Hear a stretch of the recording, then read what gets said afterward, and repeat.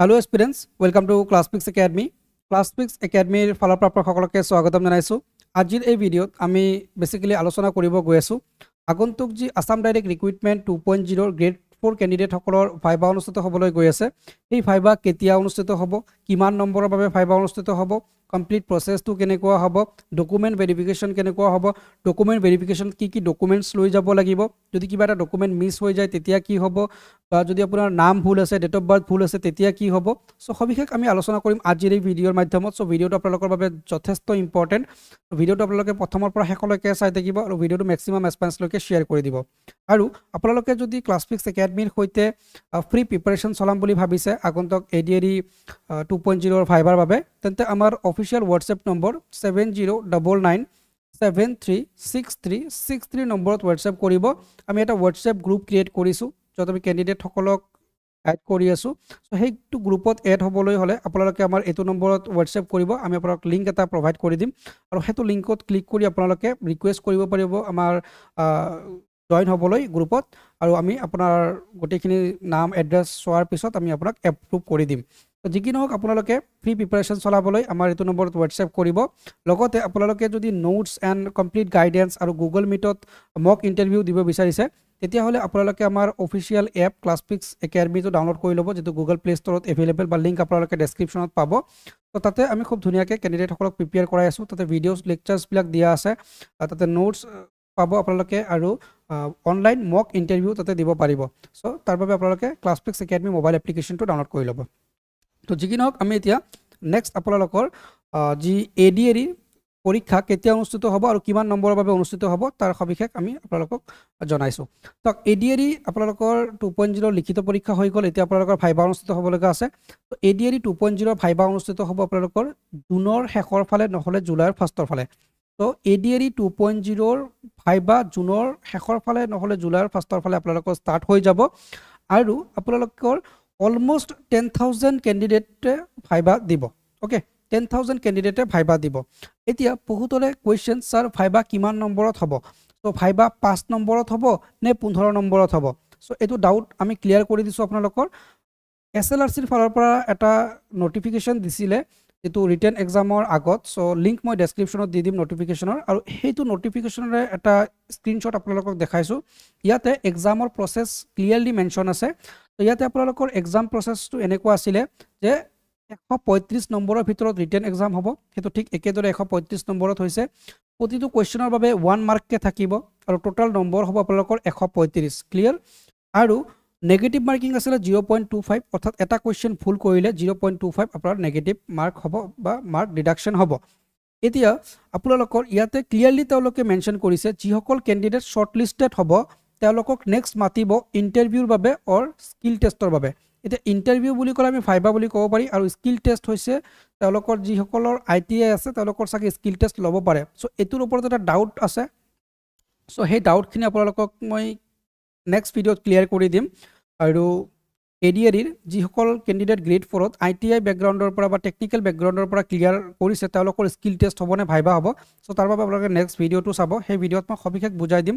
যদি তেওঁলোকৰ ভাইবা হয় কেনেকুৱা লেভেলৰ ভাইবা হ'ব, যদি স্কিল টেষ্ট হয় কেনেকুৱা স্কিল টেষ্ট হ'ব। তো যিকি নহওক মুঠ আপোনালোকৰ 15 নম্বৰৰ ভিতৰত আপোনালোকৰ নেক্সট টেষ্টটো হ'ব। যদি ইণ্টাৰভিউ হয় তথাপি 15 নম্বৰৰ, স্কিল টেষ্ট হয় তেতিয়াও 15 নম্বৰৰ হ'ব। ঠিক আছে? আৰু ডেটটো তেওঁলোকে পিছত জনাব বুলি কৈছে, নটিচ আহিব। তথাপি আপোনালোকে টেন্টেটিভ ডেট ধৰিব পাৰে জুনৰ শেষৰ ফালে বা জুলাইৰ ফাৰ্ষ্টৰ ফালে আপোনালোকৰ পৰীক্ষা অনুষ্ঠিত হ'ব। আৰু এডিআৰই 1:2 ক্যান্ডিডেটক মাতিছে, অৰ্থাৎ আপোনালোকৰ 5,000 মান পোষ্ট আছিলে, তাৰ এগেইনষ্টত আপোনালোকৰ 10,000 ক্যান্ডিডেটক মাতিছে ভাইবাৰ বাবে।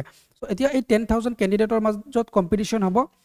চাওক, ৰিটেনত যেনেকুৱা কম্পিটিশ্যন আছিলে ভাইবাত কিন্তু কম্পিটিশ্যন আৰু বেছি। মই কিয় কৈছোঁ, চাওক 1:2 যেতিয়া আপোনাৰ সিলেকশ্যন হৈছে, দ্যাট মিনছ আমি এইটো ক'ব পাৰি যে আমাৰ সিলেকশ্যন হোৱাৰ চান্স আছে 50%। Is it clear? কাৰণ 1:2 50% সিলেকশ্যন চান্স বুলি ক'ব পাৰি। কিন্তু আপোনাৰ সিলেকশ্যন নোহোৱাৰ চান্স কিমান, সেইটো কিন্তু 50%। অৰ্থাৎ আপোনাৰ সিলেকশ্যন হোৱাৰ চান্স 50%, সিলেকশ্যন নোহোৱাৰ চান্সো 50%।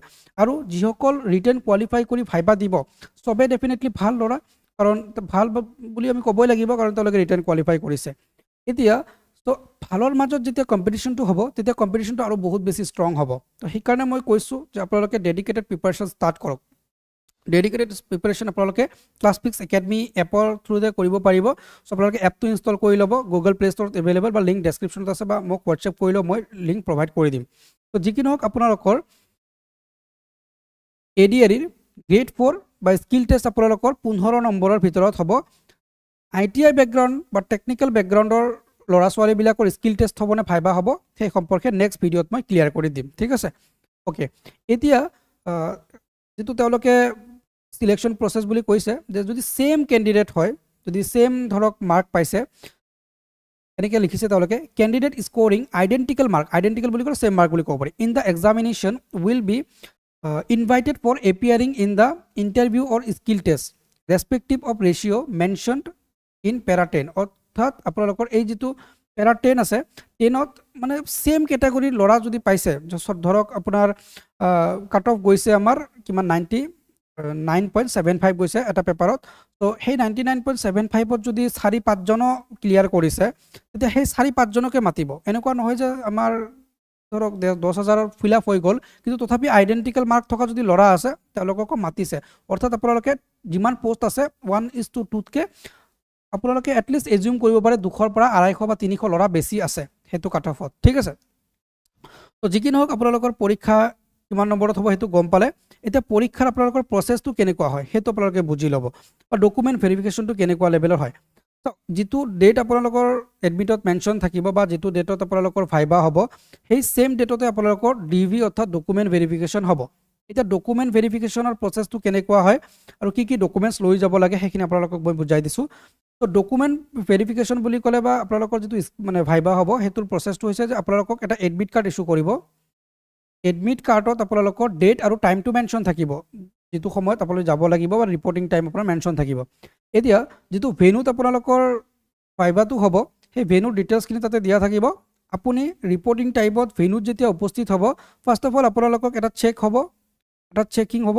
চেকিংৰ পিছত আপোনালোকক এন্ট্ৰি কৰিব দিব সেই ভাইবা লোৱা প্ৰিমিসেছত মানে সেই যেটো ধৰক স্কুল বা কলেজৰ ভিতৰত আপোনালোক সোমাব দিব তাৰ পিছত আপোনালোকে চেকিংৰ পিছত আপোনালোকে হাৰিপাতি যেতিয়া যাব আপোনাৰ ৰোল নম্বৰ হিচাপে মানে যোৱাবাৰ যেনেকুৱা প্ৰসেসটো হৈছিল হেতু মই অলপ ডেসক্ৰাইব কৰি দিছো আপোনাৰ বোৰ্ডত এটা এনেকে লিষ্ট দিয়া থাকিব তো ৰোল নম্বৰ হিচাপে আপুনি কোনটো ৰুমত যাব লাগিব সেই ৰুমটো আপোনাৰ তাতে মেনশন থাকিব ঠিক আছে তো প্ৰতিটো ৰুমতে ধৰক আপোনালোকৰ 20ৰ পৰা 25 জনকে ক্যান্ডিডেটক ভাইবা লোৱা হয় আৰু এনেকে বোৰ্ড থাকে তো এতিয়া সেই ৰুমত আপুনি যেতিয়া যাব একৰ্ডিং টু আপোনাৰ ৰোল নম্বৰ আপোনাক প্ৰথম অৱস্থাতে তেওঁলোকে ইয়াতে বহিব দিব ওকে ইয়াতে চেয়াৰ থাকিব ইয়াতে আপুনি বহিব লাগিব তাতে এটা ডিক্লাৰেশন ফৰ্ম আপোনাক ফিল আপ কৰিব দিছিলে যোৱাবাৰ যত লিখা আছিল যে আপোনাৰ ম্যাক্সিমাম কোৱালিফিকেশন হায়াৰ সেকেন্ডাৰী বুলি এটো এটা ডিক্লাৰেশন ফৰ্ম দিছিলে এই ডিক্লাৰেশন ফৰ্মখন ফিল আপ কৰি আপোনালোকে ইয়াতে ডকুমেন্টস বিলাক সাবমিট কৰিব লাগিব আৰু ইয়াতে আপোনালোকৰ ডকুমেন্টস বিলাক চেক হ'ব মানে হেতু ৰুমতে যেটো ৰুমত বহিব দিব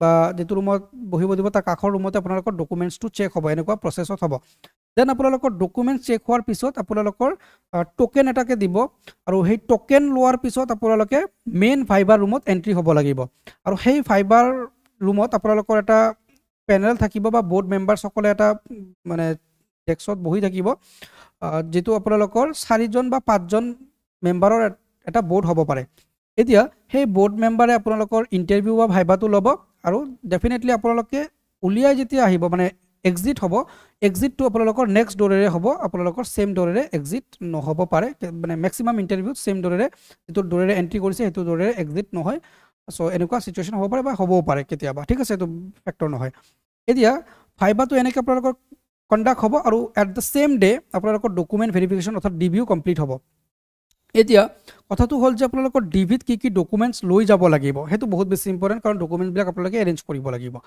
তো ফাৰ্স্ট অফ অল আপোনালোকে আইডি প্ৰুফ ল'ব লাগিব যেটো ম্যান্ডেটৰি হয় তো আইডি প্ৰুফত আপোনালোকে ভোটাৰ আইডি ল'ব পাৰে আপোনালোকে পেন কাৰ্ড ল'ব পাৰে এন্ড আপোনালোকে আধাৰ ল'ব পাৰে ওকে তো এই তিনটা ডকুমেন্টস আপোনালোকে লৈ যাব মই সাজেষ্ট কৰিছো যিকোনো এটা ললে হয় কিন্তু আপোনালোকে তিনটা ডকুমেন্টস লৈ যাব বা ড্ৰাইভিং লাইসেন্স যদি আছে আপোনালোকৰ ড্ৰাইভিং লাইসেন্সটো লৈ যাব ক্লিয়াৰ ওকে দেন ইয়াতে আৰু এটা বস্তু আপোনালোকৰ বহুত বেছি ইম্পৰ্টেন্ট আছে হেতু বাৰু নলুৱাকে আপোনালোকৰ পৰীক্ষা নহব হেতু হৈছে এডমিট কাৰ্ড হেতু তো সবে ল'বই আৰু তো সেই কাৰণে হেতু কোৱা নাই আৰু তো মই আইডিৰ পৰাই ষ্টাৰ্ট কৰিছো এতিয়া আইডি হৈ গল এতিয়া আপোনালোকে যিটো কেটেগৰীত কোৱালিফাই কৰিছে সেইটো মাৰ্কশ্বিটটো আপোনালোকে লৈ যাব ঠিক আছে মাৰ্কশ্বিটটো আপোনালোকে PDF টো ডাউনলোড কৰি ৰাখিব সেই মাৰ্কশ্বিটটো কিন্তু লৈ যাব লাগে ঠিক আছে সেই মাৰ্কশ্বিটটো আপোনালোকে প্ৰিণ্ট আউট উলিয়াই ল'ব দেন আপোনালোকৰ HSLC অৰ্থাৎ মেট্ৰিকুলাৰ এক্সামিনেশ্যনৰ যি পাঁচটা ডকুমেণ্টছ হয় এডমিট হয় ৰেজিষ্ট্ৰেশ্যন হয় মাৰ্কশ্বিট হয় আৰু স্কুল লিভিং চাৰ্টিফিকেট হয় আৰু আপোনালোকৰ মানে admit registration marksheet school leaving certificate আৰু বৰ্ডৰ পৰা যিটো আপোনালোকৰ